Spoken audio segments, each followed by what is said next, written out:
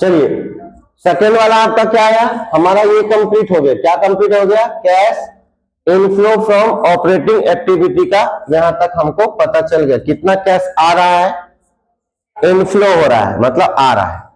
अब दूसरा चीज क्या बोला है निकालने, cash flow from investing activity.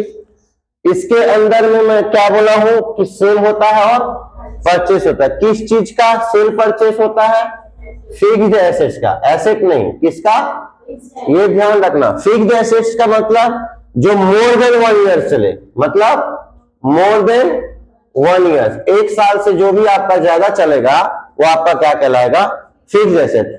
और 1 साल से नीचे चलेगा, लेस देन 1 ईयर बोलेगा तो कौन सा एसेट्स कहलाएगा, ये करंट एसेट्स कहलाएगा। नहीं समझ में आ रहा है क्या, क्लियर हो रहा है क्या ये बातें, ठीक है। तो हमको कौन सा सेल परचेस करना है, फिक्स। तो क्या दिख रहा है, सेल ऑफ फिक्स्ड एसेट है, बेच रहे हैं, बेचने से पैसा आएगा, आएगा तो क्या करेंगे, अब इतने का खरीद रहे इन्वेस्टमेंट, ये भी फिक्स्ड एसेट है। जब परचेस करेंगे तो पैसा क्या होगा, जाएगा तो क्या करेंगे। इसके अलावा कोई इंफॉर्मेशन नहीं है। 1/25 में 20 चले गया तो कितना बचेगा, क्लियर है क्या, प्लस में बचाना मतलब इनफ्लो हो रहा है। नहीं समझ आ रहा है क्या। नेक्स्ट क्या दिया हुआ है, financing activity. Financing activity heading डालोगे पहले, cash flow from financial activity. इसके अंदर में क्या कर रहे हैं हम लोग, जो कर्जा लिए हैं बैंक से, उस कर्जे को क्या कर रहे हो आप, जब पेमेंट करोगे तो किसके अंदर में आएगा, आपने कुछ फाइनेंस करवाया होगा, इसी वजह से वो क्या है, आपका लोन है।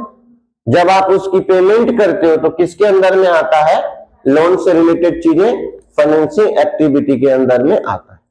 तो जब आप पेमेंट करोगे तो पैसा आएगा कि जाएगा, तो जाएगा तो क्या लिखना है, नेगेटिव में, जाएगा तो नेगेटिव में। तो ये आपका जा रहा है, मतलब क्या लिखा हूं मैं, क्या लिखा हूं, आ रहा था तो हम लोग क्या लिखे थे, क्या लिखे थे, समझ में आ रहा है क्या।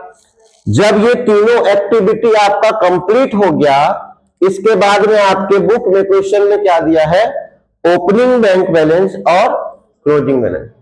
तो जब ये तीनों कंप्लीट होने के बाद में एक नया टॉपिक आपके इसी फॉर्मेट में क्या आता है, कैश एंड कैश इक्विवेलेंट, है ना।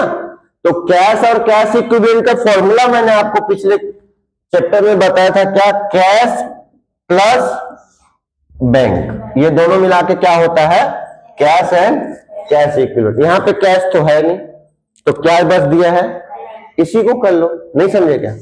जब आपका बैंक खोले थे, जब बैंक ओपनिंग मतलब स्टार्टिंग का, स्टार्टिंग में आपका बैंक बैलेंस कितना दिख रहा था, जब ये ईयर कंप्लीट हुआ 31 मार्च 2018 को, उस समय में आपका क्लोजिंग बैलेंस कितना था, दोनों के बीच में कंपेयर करो कितना आ रहा है, दिख रहा है ना कंपेयर करने पे।